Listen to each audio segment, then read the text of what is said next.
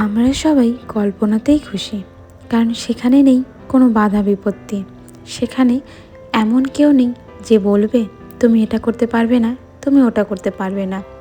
সেখানে শুধু রয়েছে নিজের স্বাধীনতা, নিজের কল্পনা হিসাবে যা ইচ্ছা ভাবা যায়।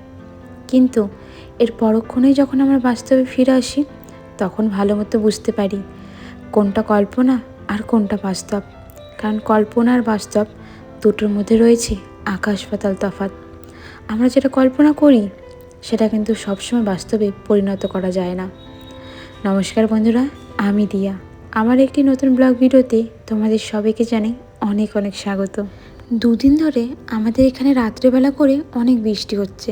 আজকে আবার সকালের দিকে দেখলাম একটু গুঁড়ি গুঁড়ি বৃষ্টি হচ্ছে। তা ভাবলাম আগে বাইরের কাজগুলো সেরে নিই, তারপর ঘরের কাজগুলো করব। কারণ এরপরে যদি বৃষ্টি পড়ে তাহলে বাইরের কাজগুলো করা যাবে না। আর যেখানে আমি বাসন ধুই বা কাপড় ধুই তার উপরে তো কোনো টিন দেওয়া নেই। বৃষ্টি আসলে না ভিজে ভিজে কাজগুলো করতে হয়। এই জন্য সবসময় চেষ্টা করি বৃষ্টির আগেই করার। আর বৃষ্টি যখন বা বন্যা হবে উঠোনে, তখনকার কথা তো অন্যরকম। সে না হয় যখন বৃষ্টি বন্যা হবে তখন তোমাদের অন্য ভিডিওতে দেখাবো। আমাদের কুয়োর জলটা না এই বৃষ্টি হওয়ার কারণে একদম খারাপ হয়ে গিয়েছে। কুয়োর মানে তো সবাই জানো, সবাই কুয়ো দেখেছো আশা করি। তো কুয়োর যে কিনার দিয়ে প্লাস্টার করা আছে না, সেই অংশগুলো ভেঙে গিয়েছে। আর বৃষ্টি হওয়ার কারণে আমাদের বাড়ির পেছনে যে ড্রেন আছে সেই ড্রেনটা না বৃষ্টির জন্য ভরে গিয়েছিল।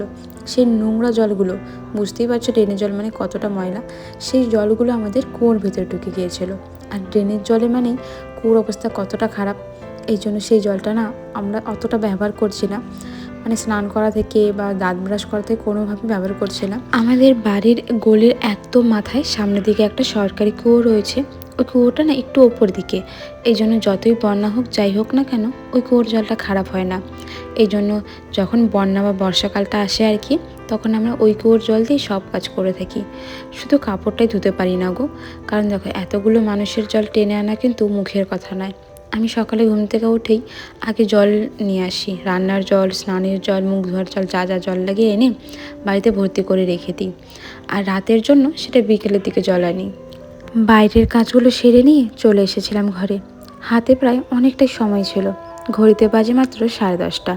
ভাবলাম এতটা সময় কি করব, ঘরটা ভালো মতো পরিষ্কার করি।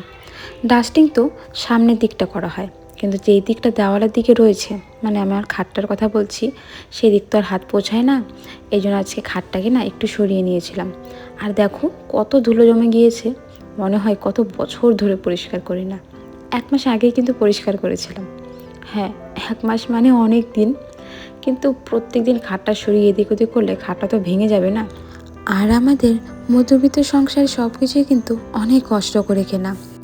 যদি সামান্য কিছু হয়ে যায় না, তাহলে ভীষণ কষ্ট হবে আমাদের।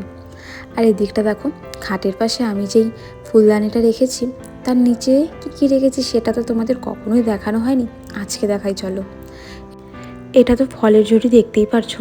তার উপর যে জমাটোর বাক্সটা রাখলাম না, এর মধ্যে আমার আর আমার হাজব্যান্ডের জুতো রয়েছে। কোথায় রাখি বলো তো জুতোগুলো? নতুন জুতা তো কেনা, কোথাও তো রাখতে হবে। হ্যাঁ, একদম না খাটের পাশে রাখা। দেখে না মাঝে মাঝে নিজেরও ভীষণ খারাপ লাগে যে খাটের পাশে কেউ জুতো রাখে। আর এমনি কোথায় রাখবো? চোখের নিচেও বেলা জুতা রাখতে নেই, সামনেও রাখতে নেই, পাশেও রাখতে নেই। আর আমার কাছে তো শু ক্যাবিনেট নেই যার মধ্যে জুতাগুলো সুন্দর করে সাজিয়ে রাখতে পারবো। এমনভাবে রেখেছি কেউ দেখলে কখনো বলতেই পারবে না ওর মধ্যে জুতো রয়েছে, যদি আমি সামনের থেকে না বলি তবে। তো যাই হোক, শুধু খাটটা সরাইনি, খাটের পাশাপাশি কিন্তু আমি ড্রেসিং টেবিলটাও সরিয়েছি।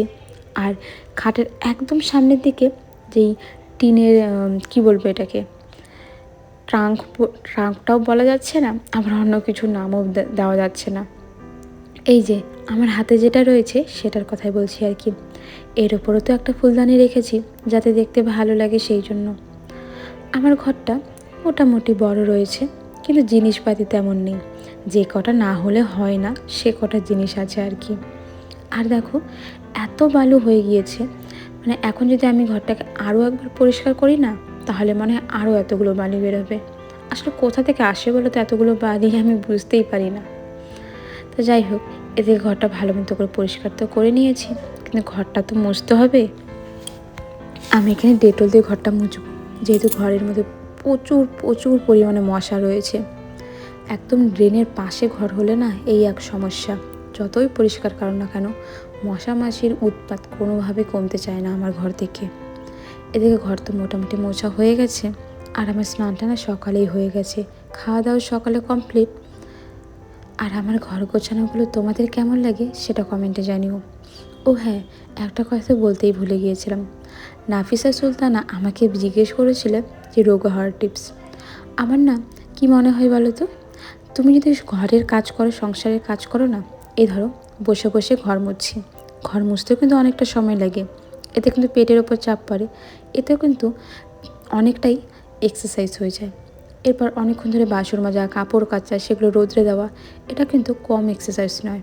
ঘর ঝাড়ু দেওয়া, উঠান ঝাড়ু দেওয়া, এই কাজগুলো করলেই মনে হয় শরীর অনেক ভালো থাকবে। আর তার থেকে বড় কথা, নিজের মোটা কি চিকন সেটা দেখে লাভ নেই, শরীর সুস্থ আছে, মন ভালো আছে, তাহলেই হবে। চলো আজকের ভিডিওটা এখানেই শেষ করি, দেখা হবে পরের ভিডিওতে।